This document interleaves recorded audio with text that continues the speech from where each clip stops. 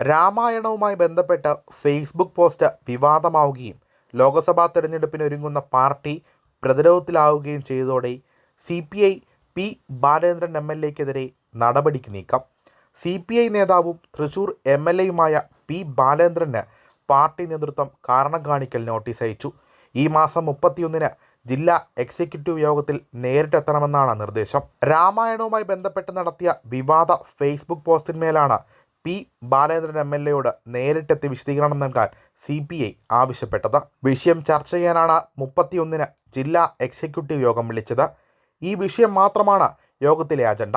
MLA-യോട് നേരിട്ടെത്തി വിശദീകരണം നൽകാൻ പാർട്ടി ജില്ലാ സെക്രട്ടറിയാണ് കത്ത് നൽകിയത്. വിശദീകരണം എഴുതി നൽകേണ്ടെന്നും നേരിട്ടെത്തി നൽകാനുമാണ് കത്തിലെ നിർദ്ദേശം.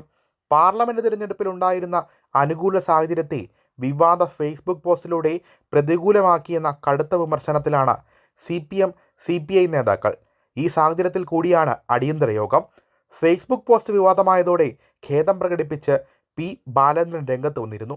ഫേസ്ബുക്കിലെ പോസ്റ്റ് പഴയ കഥയാണെന്ന് പി ബാലേന്ദ്രൻ പുതിയ പോസ്റ്റിൽ പറയുന്നു. ആരെയും മുറിപ്പെടുത്താൻ ഉദ്ദേശിച്ചതല്ല. പോസ്റ്റിൻ്റെ പേരിൽ ആരും വിഷമിക്കരുതെന്നും MLA വ്യക്തമാക്കി. കഴിഞ്ഞ ദിവസം FBയിൽ ഞാൻ ഒരു പഴയ കഥ ഇട്ടിരുന്നു. അത് ആരെയും മുറിപ്പെടുത്താൻ ഉദ്ദേശിച്ചതല്ല. ഞാൻ മിനിറ്റുകൾക്കകം അത് പിൻവലിക്കുകയും ചെയ്തു. ഇനി അതിൻ്റെ പേരിൽ ആരും വിഷമിക്കരുത്. ഞാൻ നിർവ്യാജം ഖേദം രേഖപ്പെടുത്തുന്നു. പി ബാലേന്ദ്രൻ്റെ പോസ്റ്റ് ഇങ്ങനെയായിരുന്നു. MLA-യുടെ പോസ്റ്റ് വിവാദമായതിന് പിന്നാലെ ഹൈന്ദവ വിശ്വാസികളുടെ വികാരം വ്രണപ്പെടുത്തിയെന്ന് ചൂണ്ടിക്കാട്ടി BJP രംഗത്ത് വന്നിരുന്നു.